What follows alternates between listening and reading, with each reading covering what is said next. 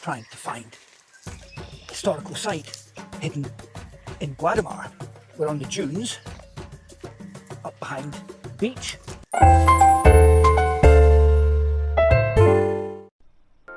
Hello, we're Neil and Sue, recently retired and now living in Spain. Join us as we explore this colourful and exciting country. If I could just get through all these bushes and things, hopefully we can find it down here somewhere. I'll get to the top of this dune. It's always over one more dune and then you'll find it. Oh, how did you get here? On the path. Oh. In these monastic cells, the sounds of Quran chants mixed in with the murmur of daily chores, simple life, and religious mysticism. In the centre of the wall was a small vaulted chapel known as the mihrab.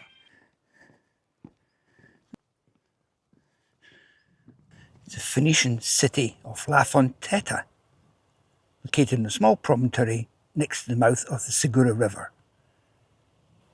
Well, yeah, 600 BC. 5 BCE. What's the E? Oh, that's the new way of doing it now.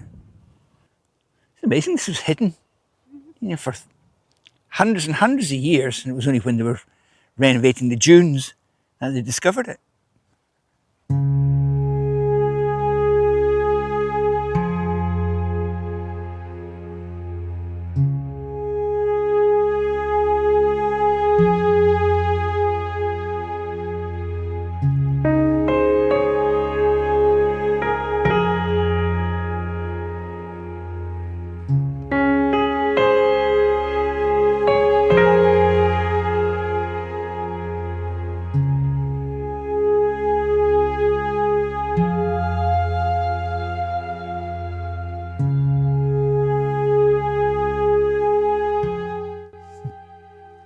Quite impressive.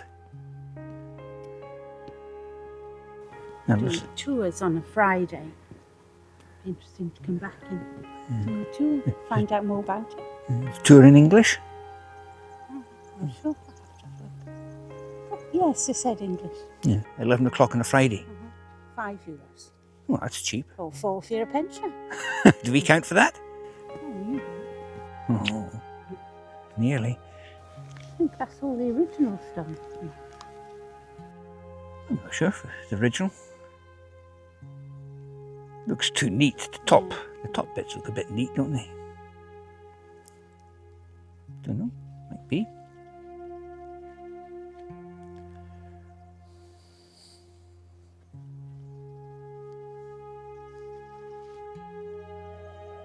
It's a perfect day, isn't it? 19 degrees. Beautiful. This is Phoenician ruins, but I think there's still the Moorish ruins to find as well, isn't there? The Riat. Nicely done with the boardwalk.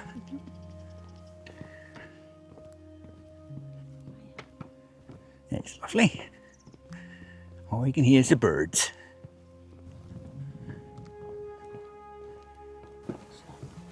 Audio things have gone up.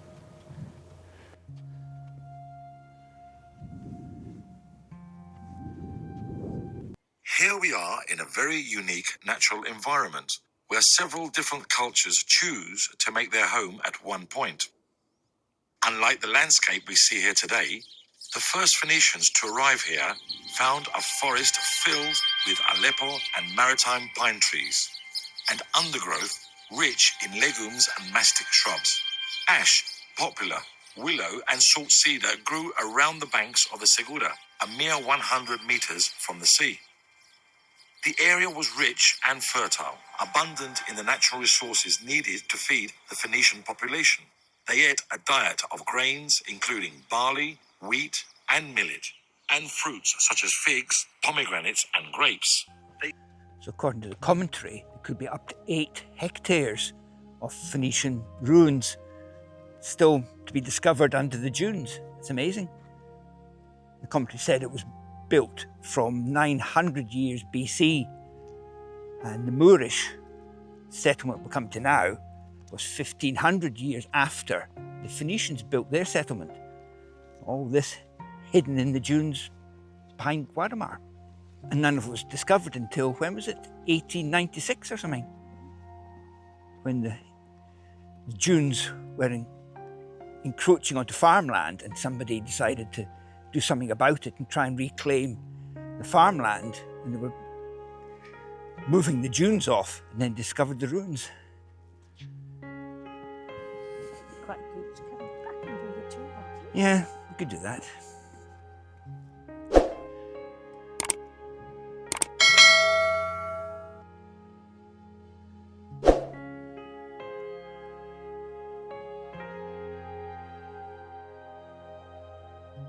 Is there an explanation board? What number does that say? Number 3. We haven't found number 2 yet, have we? What was that number 2? The Caliphate Rebat of the Dunes. At this point in our journey, we enter the 10th century AD, ruled by the Umayyad Caliphate with its capital in Cordoba. You are facing the last Islamic monastery still preserved to this present day. But how was this extraordinary discovery made? A little over 100 years ago, as he was carrying out reforestation work in the dunes of Guardamar, forestry engineer Francisco Mira discovered some stone structures with inscriptions in ancient Arabic. He held in his hands a plaque commemorating the founding of a mosque in 944 AD, under the command of Caliph Abd ar-Rahman III. Unbeknown to him, Francisco Mira had just discovered the Caliphate Rebat of the dunes of Guardamar. He had no idea that years later, the Phoenician city of La Fonteta would be discovered beneath those very same stones. Marabouts, pilgrims, and inhabitants of the neighboring regions would share the rite within the mosque, which was structured similarly to the monastic cells, although much larger.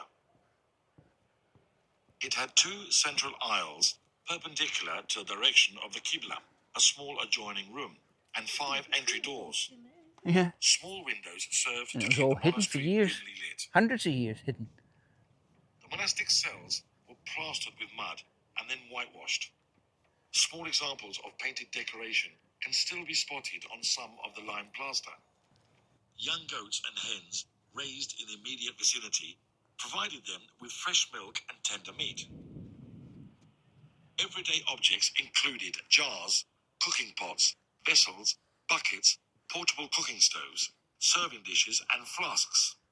The discovery of this rebat was extraordinary. Evidence shows that it was abandoned suddenly after an earthquake struck at the beginning of the 11th century. Have a look at that, shall we? This interpretation of events. It's a big structure to have been hidden for all those years, isn't it? It seems impossible that no one knew about it.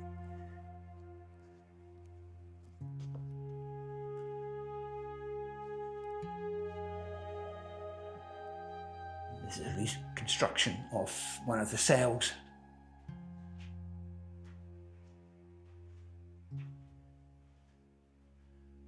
There must be the little notch that gave them the orientation when they went to pray.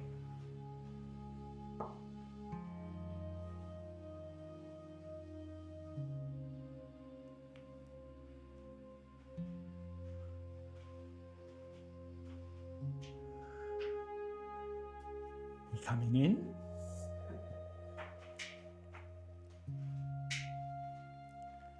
Be quite cosy. This was one of the prayer rooms. Yeah, one of the cells that they used to live in, I suppose.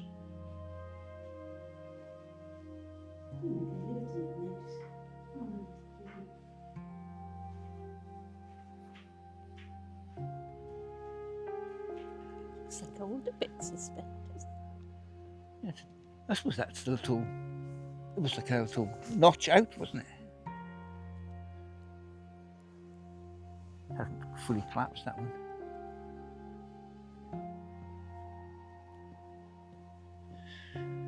Where are we going now then? Something else like it.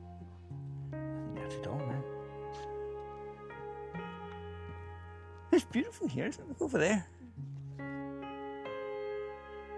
Beautiful. See the sea, Santa Pola in the distance.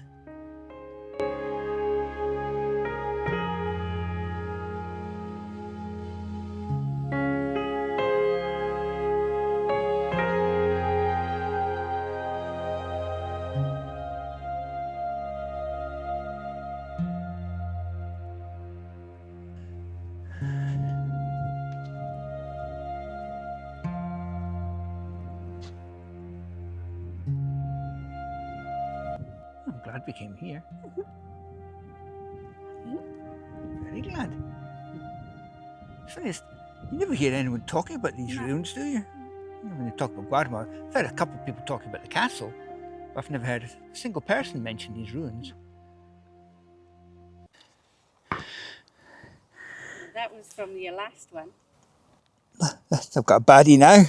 What am I? Silly arse. Silly arse. I think so. You can't take me anywhere.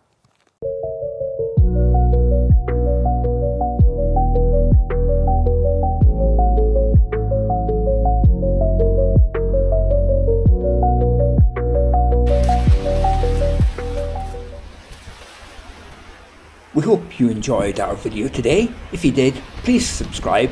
Everyone that does helps our little channel grow. Thank you.